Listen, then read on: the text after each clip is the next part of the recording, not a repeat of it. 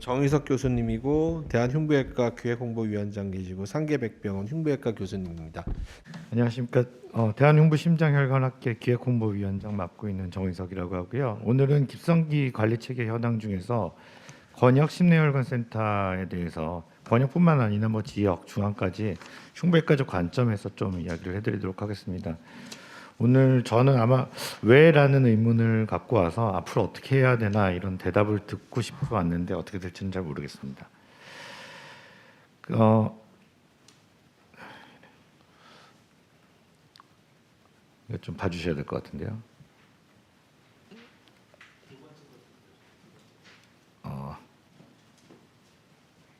죄송합니다. 예.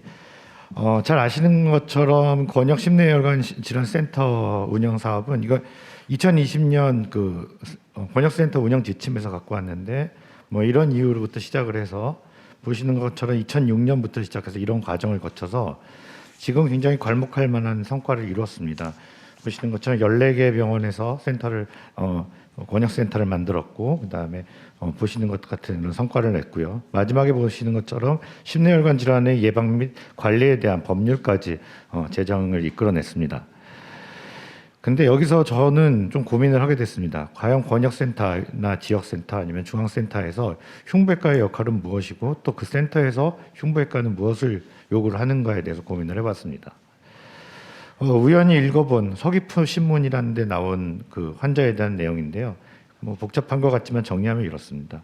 대동맥 박리로 응급실에 내원했고 수술 전문의 부족해서 타병원으로 지원됐는데 어렵게 헬기를 이송해서 수술을 받았다는 약간 무용담 같은 얘기입니다.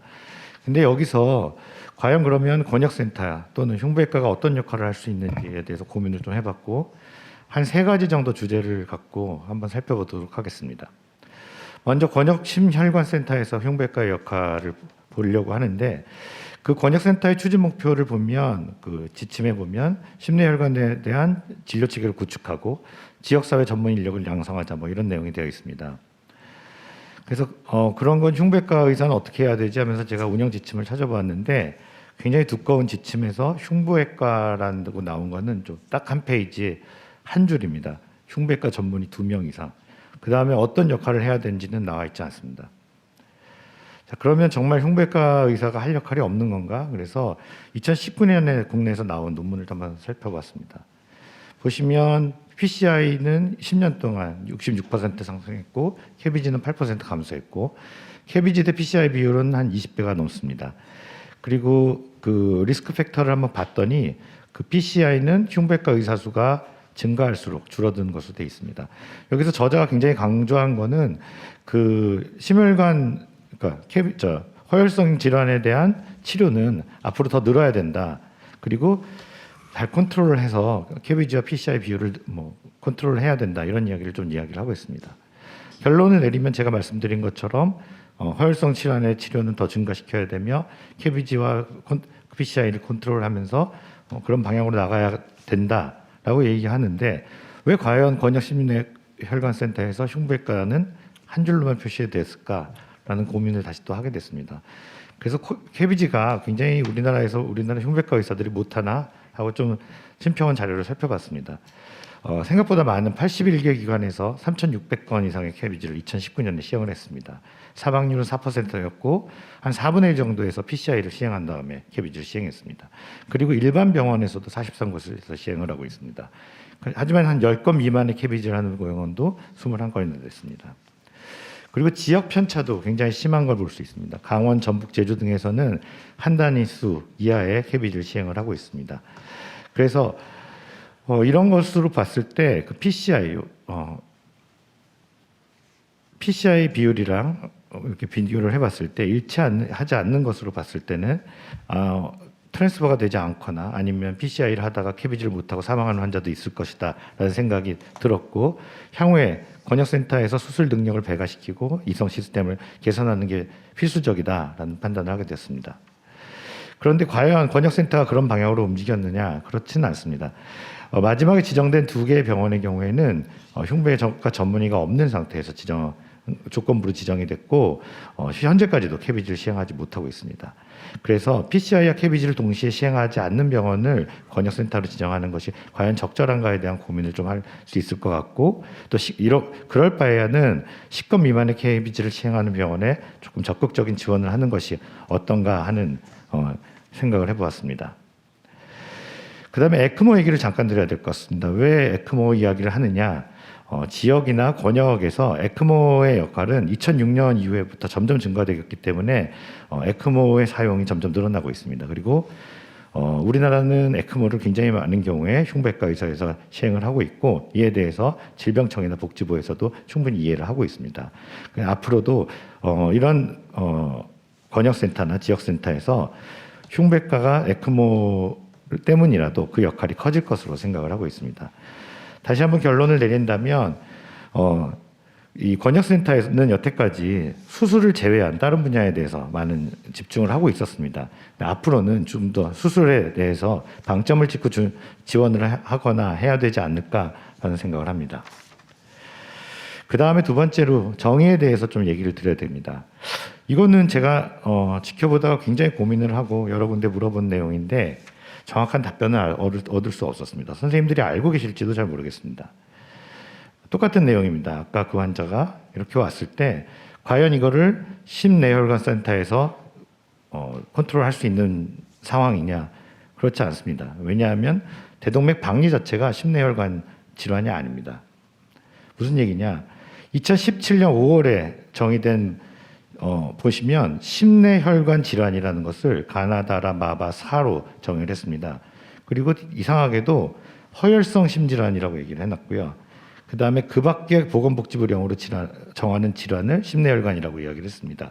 그래서 시행규칙을 찾아봤더니 심부정, 부정맥, 뇌동맥류만이 심내혈관 질환이라고 법적 정의가 되어 있습니다. 어떤 절차에서 이렇게 됐는지 저는 알 수는 없습니다. 그렇다면 우리가 생각하는 의학적 심혈관 질환과 법적 심혈관 질환은 다릅니다. 그리고 의학적 심혈관 질환, 그러니까 법적 심혈관 질환 이외에 밖에 우리가 흔히 얘기하는 대동맥 질환, 판막 질환, 혈관 질환이 들어갑니다. 어떻게 이런 일이 있지? 라고 막 고민을 하다가 그럼 과연 정부도 이런 생각을 하고 있나? 아니면 복지부도 이런 생각을 했나? 라고 해서 좀 찾아봤습니다. 그리고 그 전에 그러면 우리나라에서 시행되고 있는 심내혈관 질환이 아닌 다른 몇 가지 병을 보도록 하겠습니다. A형 대동맥 박리 수술 매년 증가하고 있습니다. 그리고 지역 간의 편차가 굉장히 심합니다. 그래서 보시는 것처럼 일부 지역에서는 아마 환자가 저렇게 적을 리가 없기 때문에 이송되지 않고 사망하거나 여러 가지 문제가 있을 것이라고 보입니다. 이건 당연히 권역센터나 지역센터 아니면 중앙센터에서 해결해야 될 문제라고 생각합니다. 승무판 수술입니다. 보시는 것처럼 많이 증가하고 있고 이것도 지역 편차가 굉장히 심합니다. 승무판 수술은 굉장히 어렵지 않은 심장 수술입니다. 그리고 내과랑 외과가 계속 같이 컨트롤하면서 보다가 수술 시기를 이야기해야 돼서 이건 권역에서 충분히 컨트롤할 수 있는 수술이라고 생각합니다. 그런데 대표적인 쏠림 현상이 있는 수술이고 거의 70%를 서울 경기에서 진행하고 있습니다. 근데 이런 거 역시도 권역센터에서 전혀 컨트롤할 수 없는 상황입니다. 아까 말씀드린 정부 자료를 한번 찾아봤습니다. 이건 정부 자료라기보다는 보건복지부 리포트인데 여기서 이제 중앙센터를 만들기 위해서 미미킹을 했던 여러 가지 센터 중에 일본 국립순환기병 연구센터가 있습니다. 여기에서는 혈관 질환을 이렇게 자세히 심혈관 질환을 분류하고 있습니다. 아까 말씀드린 허혈성 질환이 있고 대동맥, 판막 질환, 모든 혈관 질환을 이렇게 얘기를 하고 있습니다. 왜 우리는 이런 걸 차용하지 않았는지 저는 그 이유에 대해서 알고 싶습니다. 얘기하고 싶은 것은 저희가 지금 권역센터, 여러 가지 센터가 만들어질 수 있는 것은 법제화됐기 때문입니다. 그래서 법제화된 내용에서 대동맥 질환이나 판막 질환들이 빠진 것이 특별한 이유가 있지 않다면 반드시 이건 교정해야 될 것으로 생각이 되고요. 그 다음에 이런 수술적 치료로 충분히 교정이 가능한 것에 대해서는 권역센터에서 또 지역센터에서 개선을 해야 된다고 생각을 합니다. 그 다음엔 트랜스퍼 시스템에 대해서 간단히 얘기하도록 하겠습니다. 보시는 것처럼 왼쪽 사진은 PCI, 가운데 사진은 캐비지입니다. 보시면 그 분포도가 굉장히 다른 걸 볼 수 있습니다. 그리고 오른쪽 그 네모 안에서 보이는 것은 권역센터가 그 안에 어느 정도 있는지를 볼 수 있습니다. 이렇게 차이가 괴리가 있기 때문에 트랜스퍼가 필요합니다. 그리고 트랜스퍼가 필요할 수밖에 없습니다. 그런데 현재 우리나라는 그게 잘 정비되어 있지 않습니다. 이거는 되게 유명한 사진인데 보셨을 수도 있습니다. 루브르 박물관에서 CPR 하면서 에크모를 넣었던 사진입니다. 프랑스에서는 이런 사무드 파리라고 해서 이런 트랜스퍼 시스템이 잘 갖춰져 있고 여기에 따라서 이 CPR을 같이 시행을 합니다. 우리나라도 이런 제도가 있었으면 좋겠지만 없습니다. 밑에 있는 사진은 이제 친구가 직접 찍어서 보내준 건데 한림대병원에는 에크모 센터가 있고 거기에 딸린 이제 차가 있습니다.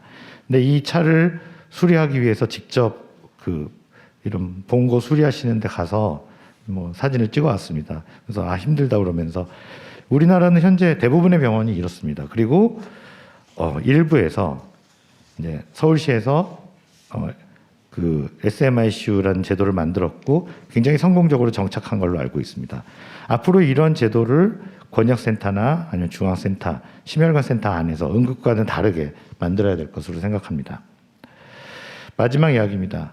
뭐 아까 이제 선생님들이 앞으로 당직이 문제고 이런 얘기했지만 흉부외과 의사들은 그런 얘기 안 합니다. 원래 하는 거기 때문에 태어날 때부터 계속 했기 때문에 별로 큰 고민하지 않습니다. 다만 전문의 부족이 문제입니다.